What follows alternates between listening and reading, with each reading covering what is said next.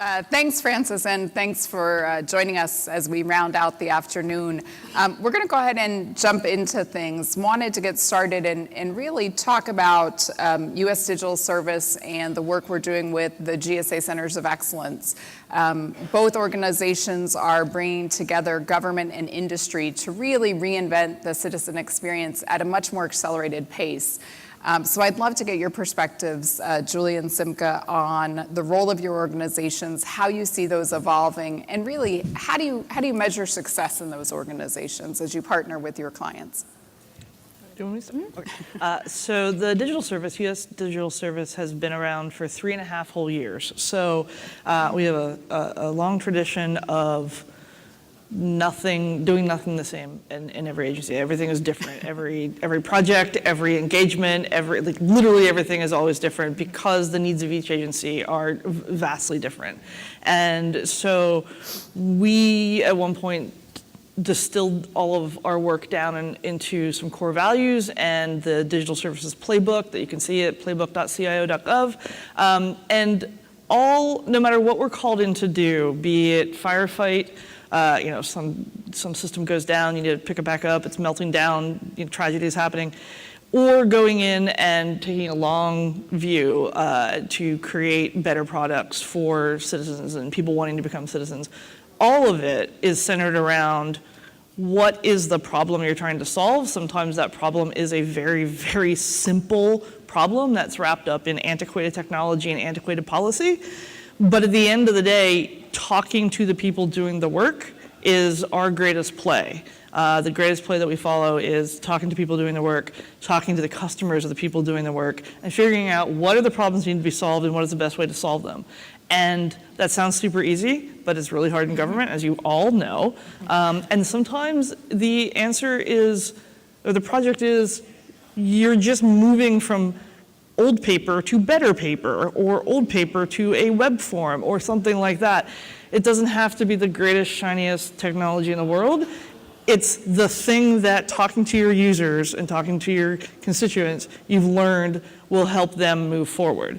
And that's what the digital service does in a bunch of different agencies, and has done that. And that was super vague. But our mission is just to do the greatest good for the greatest number of people with the greatest chance of success.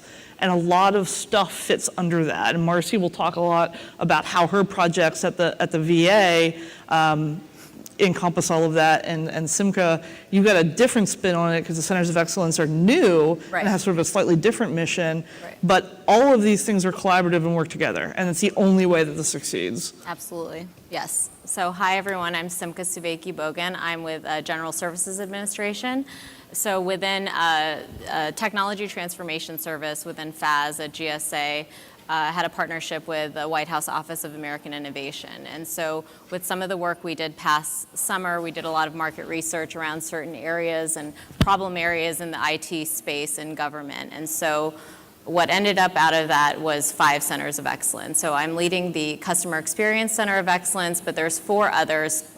The other 2 around customers are service delivery analytics, so highlighting the importance of data and analysis in all of the data that government has today. Contact center optimization. So the vast amount of contact centers, even just within one agency, sometimes is so tremendous and so mind-boggling for a customer that is a dedicated space of concentration. The other 2 are around just data center optimization, how many data centers one agency can have and how crowded that space can get. And then also just cloud adoption. What are the spaces in which our technology lives, our applications live, and how can we optimize that better? So with this work, because we're so new, we wanted to just start with one agency. And USDA and the secretary there, Secretary Perdue, was very welcomed us with open arms. And so all of us currently sit at USDA and are embedded in there since the beginning of this year. So we've all been working and tag teaming and partnering very closely with USDA. We even have people on our team who are detailed into us from that agency as part of this large effort, including vendor support that we have. So There are a lot of different problems identified that we're tackling. So one of the ones that our Center of Excellence is really looking closely at is what the customer experience right now is around farm loans for the Farm Service Agency. Right now, USDA has a tremendous amount of agencies within their department, about 18 or so agencies. So we're focusing on one agency, but building the relationship at the department level, but actually doing a lot of the heavy lifting work at the program level, because that's where the touch points are. That's where it's closest to the customer. And we ask them some hard questions. Have you spoken to your customer? Do you understand their needs? As you're building these great tools and these great technologies, they have a lot of great in-person, offices throughout the country, but we really wanted to get better insight. So a lot of my team has been traveling across the country. They have over 2,000 field offices throughout the country that do a lot of in-person engagements with their customers. So what we're trying to do is not only get insights just from staff, but really, go out to the farms, talk to producers, what are your needs, and kind of put IT aside for a moment and really look at their values, their needs, and what's really important to them, so that whatever ends up happening in the IT space and the policy space starts at the customer. Great, thank you. And Andre, the State Department has their virtual student federal service program, which is also bringing academia into the mix to have an impact on government. Could love to hear a little bit more about the program and the types of work that the students have been doing in partnership with their government clients. Yeah, I mean, I guess touching on the theme of this particular discussion, the citizen experience, we're looking at how do we engage our fellow citizens within the work of government, and in part, it's eliminating that distinction between us and them, in that we're all citizens. So we can see ourselves as having been students once upon a time and wanting to engage in the fascinating, interesting work that we do from all spheres. So what started in 2009 as an experiment within the State Department, one agency, 44 students looking for 44 positions, now it's grown to, I think we have well over 30 different agencies that come up with projects. And if there are federal government agencies here, we're still in the middle of that project submission season. So if an agency has a project, and it might be anything from anything that can be done on an unclassified network that they can do from where they are at whatever university around the world they might be at.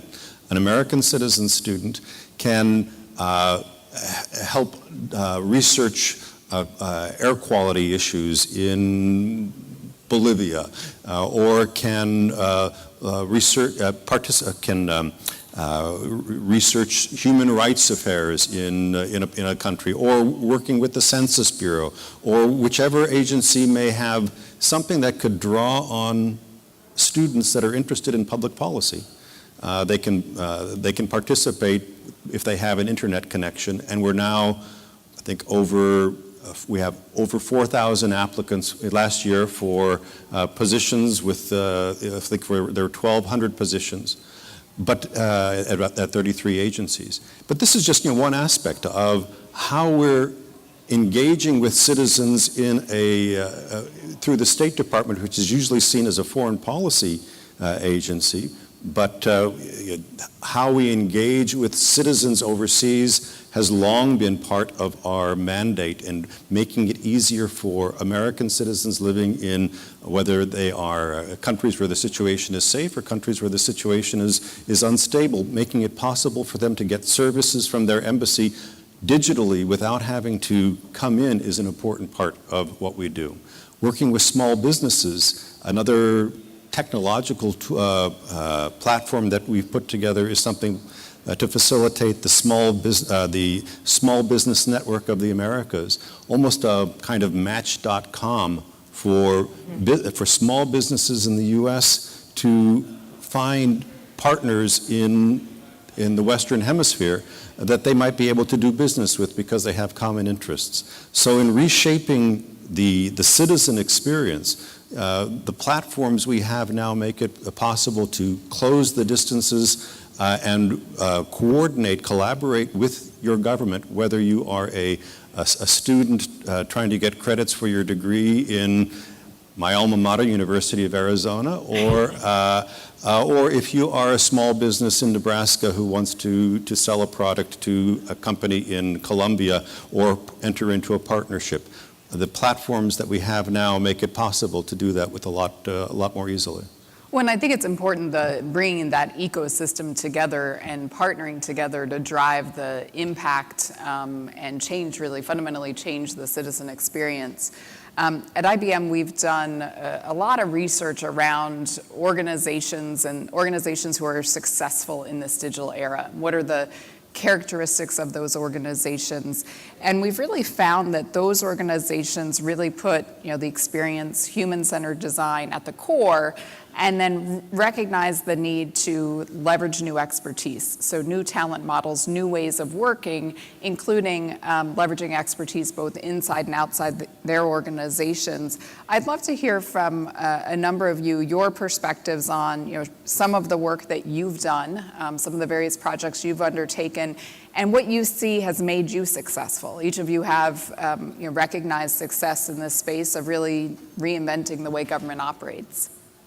So I can talk about what we've been doing at the VA, and we've been at the VA for 3.5 years. It's one of the first agency teams that USDS stood up, and we've been working with agency partners during that time period to build the modern transactions, the services that veterans expect, that they would get through Bank of America or USAA, that they don't have to downgrade their Adobe so that they can fill out a form, they can just fill out a form. But really building that expectation that we, the government, know who you are, and we are customizing our information, and really that's the direction that we're headed, is building the experiences that match that private sector expectation. You shouldn't get a subpar experience if you're going to a government site. And we should be able to use all of the information that we know to tailor the experience that we provide to you. So instead of saying, thank you for your service, here's 500 forms to fill out, thank you for 596 pieces of paper that ask the same question many, many times. What we're moving to is a model where we say, thank you for your service, validate that what we know about you is correct, and here are all the things that you're eligible for. Opt into whatever you want. So really shifting that paradigm for the citizen, the veteran, from needing to understand how the VA is organized, and do I go to this administration and this website for this thing and over here for this thing and different credentials. You wouldn't have that when you go to Bank of America. You don't go to Bank of America checking and then log in separately to Bank of America savings. You go to Bank of America. How they organize their business is their business. But for the customer, it's a seamless experience, and that's where we are moving.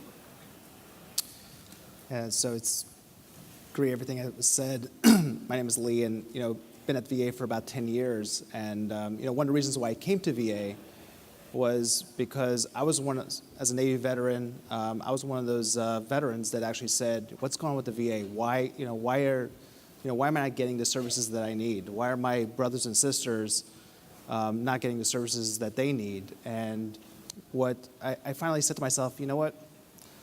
Why don't I stop complaining? Why don't I just come in and try to help solve the problem? When I came to the VA, I think one of the things, the journey, it's been about 10 years, I came to the Board of Veterans Appeals. I don't know how many are familiar with the Board of Veterans Appeals. Board of Veterans Appeals is a small organization as part of the VA. This is where all the appeals, so when a veteran submits a claim, whether it's healthcare benefits, any type of claim, it gets denied. If it gets denied at the lower level, the Board of Veterans Appeals you could appeal it at that higher level. And what I was noticing is all these cases coming in through the Board of Veterans Appeals after 10, 15 years of veterans waiting for their decisions would come in for that decision. And actually about half of those appeals that came in actually were returned back to the front, back to where it actually came from. And it made you wonder. And so I asked, was it because people didn't care? Was it because that, but no, of course not. The intention, I've met some of the most dedicated people at VA, some of the most amazing, incredible people that sacrifice so much. And what I've kind of realized is it's not the intention, it's the mechanisms. we did not have the right mechanisms, whether it was providing the capabilities for our people to be able to do the job, having the right processes in place, and really having the right technology in place. I mean, we had a system that, of course, US Digital is very familiar about. We nickname it Bagels, but it's called Vehicles, that is built on Cobalt Power Builder, okay? Cobalt. That's the system that was being used to process all these appeals. It's not, and oh, by the way, only one person in the entire VA knew how to program it and do this work. Jed. One person. Oh my God. His Jed name can is never Jed. retire. Yeah. Called him a Jedi Master.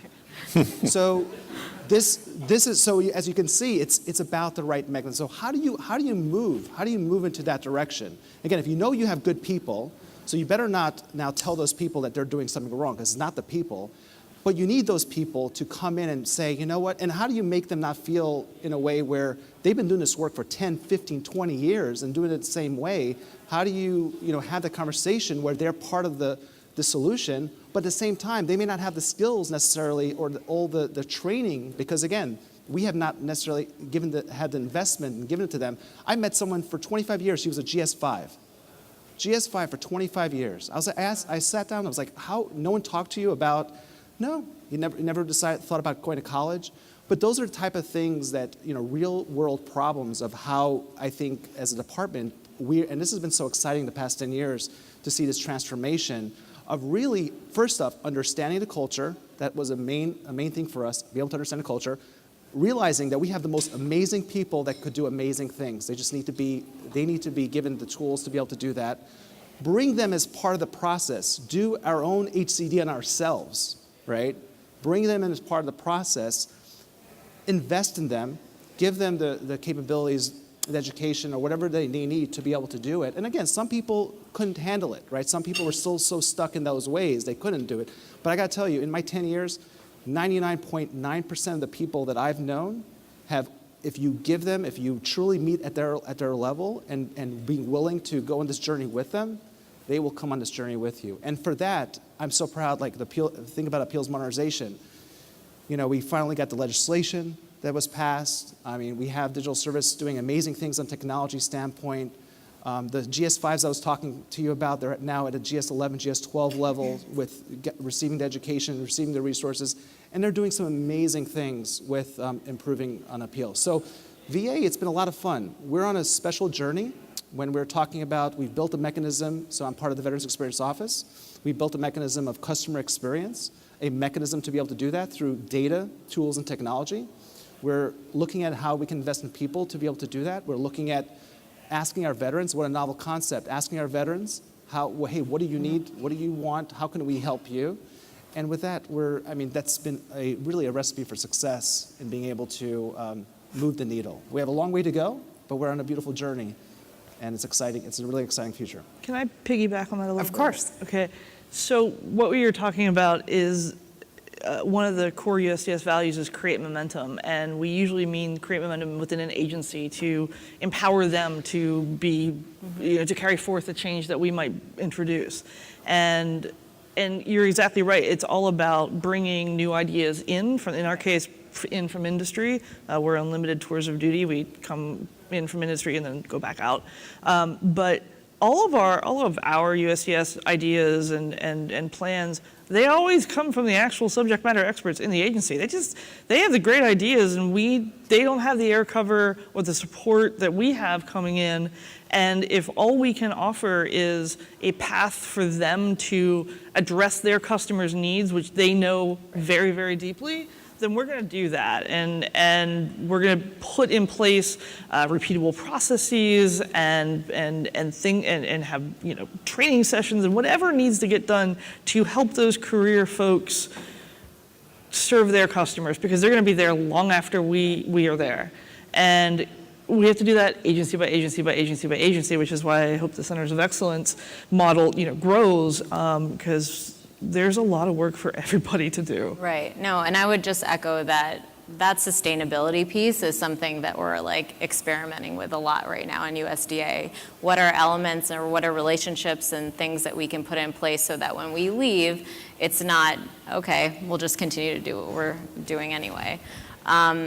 There is one thing that their new chief customer officer is implementing right now that we're helping kind of help set up and stand up, which is they had every agency, elect CX champions, right? And they, and when these people came in, there's like 20 or so of them right now that are kind of representative of each of the different agencies within USDA. It's like, okay, what do we do? What does that mean, as this new position at USDA? So what we're helping kind of put together in place is a bunch of training, a bunch of workshop. What is customer experience versus customer service? I know I do good within my program or my service. I think I do really well. What can I do better? But we're really trying to just even clarify first, what is customer experience versus customer service? What do you do with some of these things? What is human-centered design? What does that even mean? I know who my customers are. I don't need a lesson in who my customers are. I've been working here for 20 plus years. So it's all of these different elements and just really getting it out of people in different ways that can sometimes bring a new light into the service offerings that you're providing today. So that's another example. It's really interesting what I've seen this perception from the business owners that they know their customer, they've been in this job for however long, and we don't need to talk to people to understand what the pain points are because I, sitting in a boardroom or whatever in a conference room, know all the problems. They typically haven't used any of the tools that their customers are using, and they've never walked in those shoes. Right. So they are entirely looking at this from not even a user on the internal side, but the byproduct of whatever this system does. And when you think about service design, you think about all of the front of stage end user and then all the backstage processing. Right. So my team has been really focused on how do we make that transaction with the veteran frictionless and easier, and then how does that then translate into a whole lot of legacy systems that are not frictionless. And that's going to be something that we start tackling going forward is how do we think about how we fix some of its technology, some of it is process, some of it is just culture change. But how do we think about now we've made it easier for someone to submit a form. We've gotten 600,000 healthcare application and education forms through the tools that we've built, which has gone way up from the paper processing. But then what? So now it goes to people who have to deal with this in the systems that they have, and how do we help them and build the tools? So when you think about customer experience or citizen experience, it has to be that whole service. It can't just be the front of stage because then you submit it and nothing happens for 10 years if you're waiting on an appeal. How do we think about the whole process so that the positive experience doesn't end with the submit button? Right. Yeah, just opt that a little bit. It's interesting. So when we, so I'm as a business, from the business side of the house. As you know, VA is split from the business and IT, and we can't mix the dollars. And that's been part of the challenge when we're thinking about, with the waterfall. Unfortunately, the way the system is set up, unfortunately, it may not allow for us to be as agile as we want. But it's been exciting to see how we've been able to crack that code, and it's a continuous process to work on it. But it requires to be able to. And again, we're incentivized to be in silos. Right? I mean, if you think about Congress has placed us in these silos, whether you're in healthcare, you've got multiple silos in benefits, multiple silos, et cetera, in royal affairs. So how do we then help incentivize and show that by looking at it from outside in, right, that it actually is an ultimate benefit in the long run?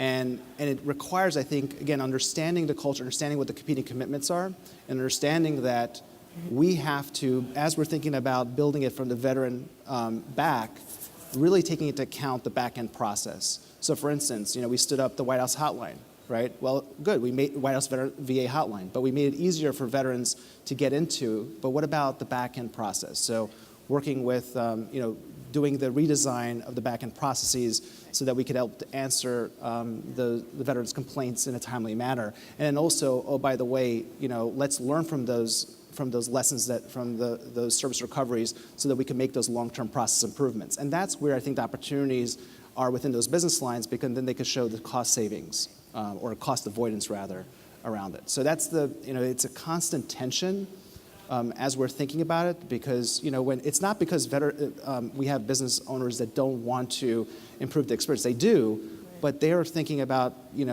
on their end, reporting to Congress. From the Congress standpoint, a lot of it is very operational driven metrics, and we're talking about experience metrics. How do we bring those tensions, manage those tensions, which is something we constantly. I wanted to add one other thing to what Marcy was saying, is that sometimes I think because it's under this umbrella of like IT modernization, we just think that a lot of this customer experience work or HCD work will more inform the IT side of the house, but it's the relationship, like to Lee's point about the business.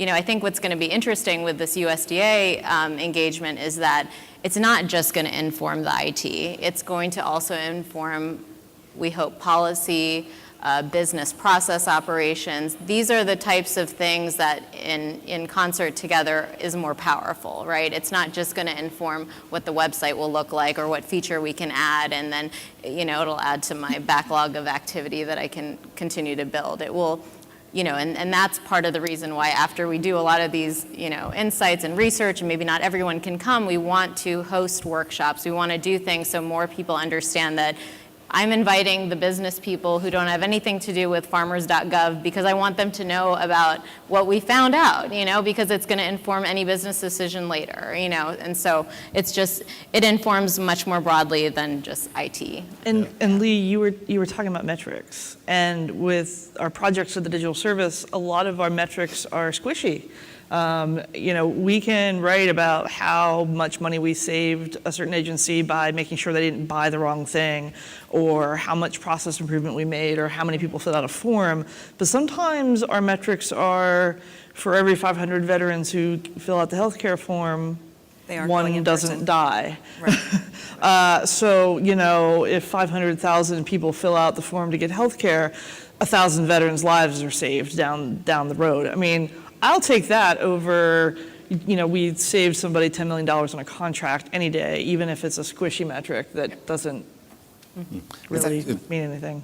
And sort of look at, on top of what everyone here is saying about working with customers or the need to work together, recognizing that we are our customers as well. I mean, actually that's a word that I try to avoid, because I see most of the people that I'm working with as colleagues. And my office, the Office of E-Diplomacy, is made up of civil service technologists as well as foreign service officers like myself who are using these tools in the field and then coming into the system side to engage in a type of DevOps process even before there was DevOps, because our office has been around since 2002. But the need to integrate these perspectives and make sure that the business side is talking with the system support side, right, and that we know what the data is that we each have to have in order to carry out our jobs, and which other parts of our department may need to work with that data so that we can share it. And with regard to successes, looking at the Consular Consolidated Database as a major success of the State Department to pool together data from every consular transaction around the world and bring it into a central area. It certainly helped when I was in London heading our citizen services section there, and we had the attack on the tube stations. Being able to have a task force that didn't have to stay tucked away in the embassy and answer the phones all the time, but could work with that data from wherever we happen to be as far as where there are injured Americans. Could we account for the Americans that were caught in that situation? Washington had access to the same data that we had because it was consolidated. So if we had located an American, they could see that in Washington, and Washington could work when it was nighttime in London, so we could share out the workload.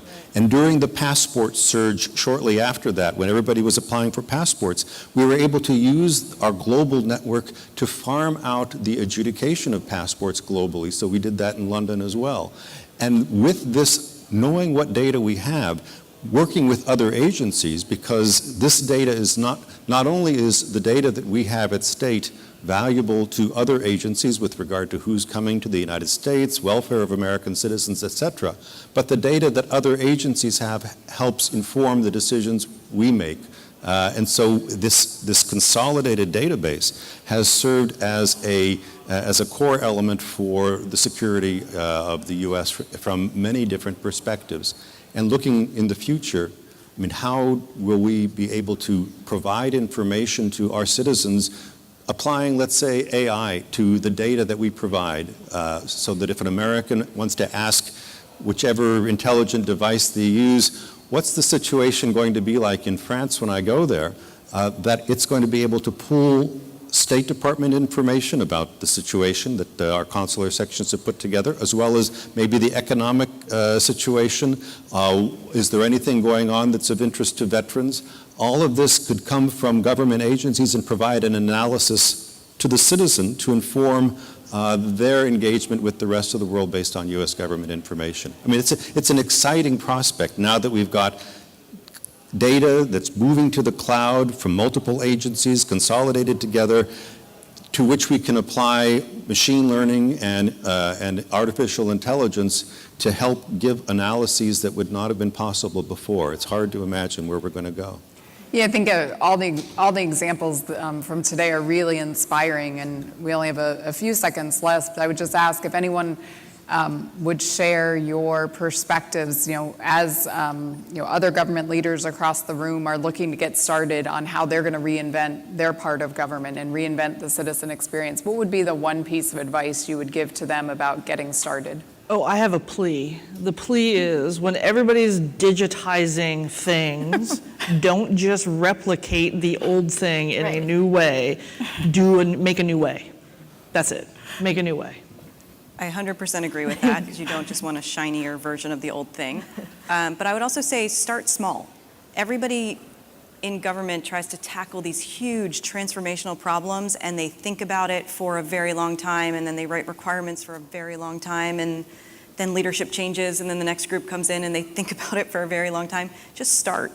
Just pick something that you know is broken or something that you know is easy, and have a win and build some momentum. And don't admire the problem forever, because the problem's going to change while you're looking at it. So just do. Delivery is the strategy. So start having an impact, and then that breeds more impact. And I'd be willing to collaborate, to work with your other agency partners and share information from the outset, rather than starting with the sense that this is my data and let's talk about sharing in the future. Great. Well, you wanted to? I was going to say 2 words: tactfully relentless. And that's, I think, requires in government. I was just going to say, ask the question of yourself and of your program or of your service. How much have I spoken to my customer? How much do I really understand their needs? Perfect. Well, on behalf of IBM and everyone here today, I would like to really thank each of you for sharing your experiences and for the impact that you've had on the citizen experience. So thank you. Thank you.